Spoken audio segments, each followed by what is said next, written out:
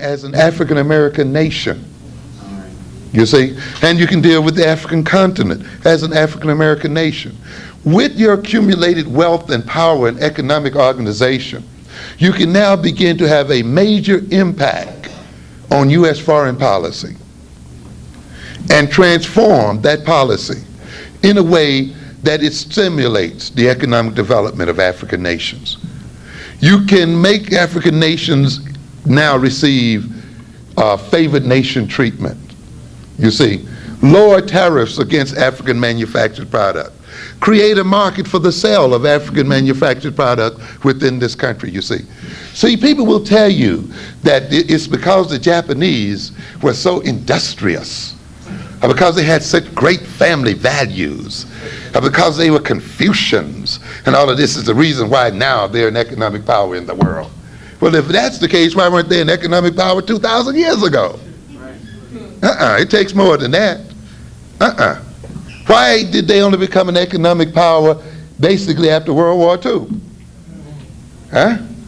Because of the nature of what? The relationship that this country had with them. A relationship that was fundamentally different from the relationship it has with African nations. Why is Korea going today, ladies and gentlemen? Because they sent black men over there to die in the soil of Korea and to protect Korea as an investment market for white men. And black men and women over there today still protecting South Korea as a market for investment for white men and white people. And yet it's black lives that were given and black tax money that executed that war over there and that built this investment possibility. It is black taxes that maintains the ships and the airfields and the other things that also preserve the investment possibilities for private capital. And so you have public capital being spent in the interest of private wealth. And then they try to tell you in America that you have no right to ask for anything from the U.S. government. You understand? And yet this government took its industrial genius, its organization and so forth, and taught the Koreans industrial organization and development.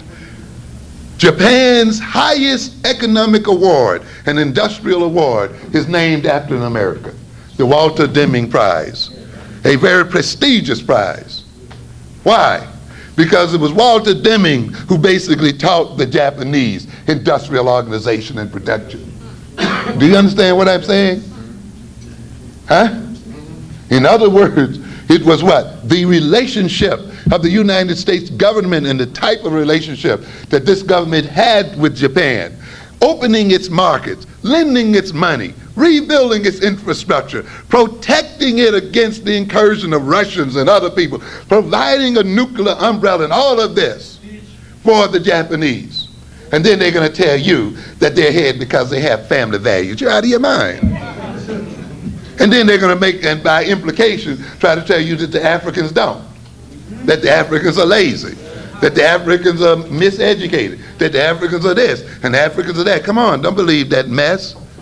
It is a result of the fact of U.S. policy, which means then that the African American, which I believe is the central principle to the advancement of African people the world over, must organize economically so that we can organize politically, open these markets up to African manufacturing the world over, so that the Africans in the diaspora in Africa and the Caribbean and other places can have places and markets for the selling of their products. Am I making myself clear? Yes. Now we even have large numbers of Africans in Europe, you see. So if we build in a network of Africans right in this country, build a marketing system for Africans in this country, and also use the accumulated capital we get from that market to even invade the European system in America. Reginald Lewis died this week. Very interested in this. How does a man capture a national food company? We have to learn this. How do we capture? We don't have to recreate the wheel. Let's buy them out. You see, let's control them. Let's use our consumer power to bring them under control as people and have them operate in our interests as people, you see. And when we do that, then we can build a Pan-African universe. We can use the African diaspora, as every group has used this diaspora, based on its ethnic identity, based on its cultural commonalities, to enhance its power in the world. The Japanese are relating, who are Asians, are relating to whom? Asians, and building an Asian realm. The Latinos are building a Latino realm. The Mexicans and other Latinos now are taking up the American coast, right from California, right around the rims of Southwest America, right on through what? Florida. Because of what? They're getting ready to become the main exporters and importers of what? Latin American products, and be the controllers of Latin American trade. Before you know anything as African people, we will be locked in completely from every coast in America.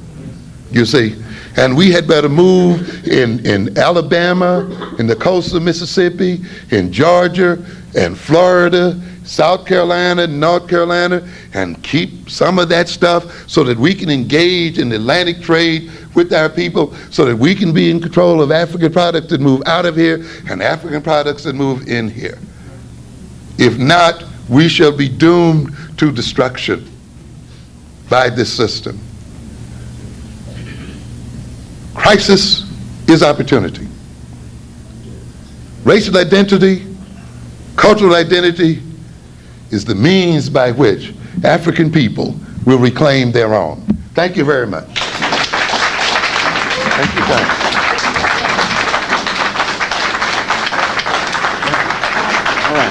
All right. Oh, hold on, before you go. All right, no. You have time for Q&A, Amos? Question and answers, no. Proposal, and I gave it in here to about 200-300 people one day when Dr. Ben was here, and it was about $25 a week that we can put together every week to get our building fund, and we would have had right now. And we've been doing this for 2 years over here right now.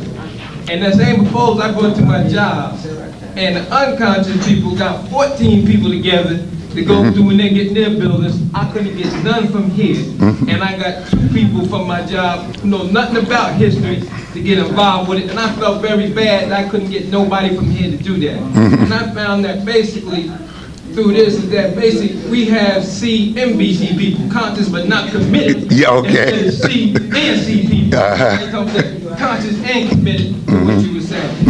And one of the things I think I can help you with is that one of the brothers that is helping me with this here project that we do this introduction with, he's the head of a credit union. Oh, great, great. He will be glad to meet with you to help you, because he runs one already. Great networking. Okay, in the light of the time, I won't elaborate on this too much. But I think some people obviously sort of, as I tried to get across an election, misidentify what culture is about, you see, and do not recognize that it involves commitment and ultimately doing. Some people, too, frankly, have not been really transformed inside, and often are into this, I say doing the right thing for the wrong reason sometimes, you see, are still being somewhat reactionary.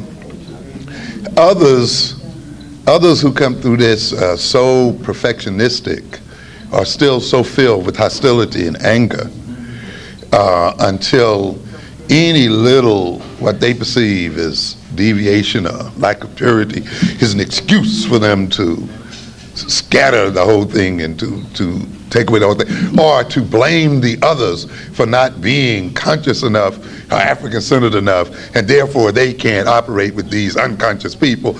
And so what you have is the very ones that you need to work and to become models and so forth are using the excuse of how others are unconscious as a basis for themselves not acting, and yet not realizing the fact that if we were all what we should be already, then we wouldn't have to be going through this at all. That our whole purpose, one of our major purpose, is to create a consciousness in people which recognizes that it is not there. Brother Amos Wilson, even tonight, when I told people we need to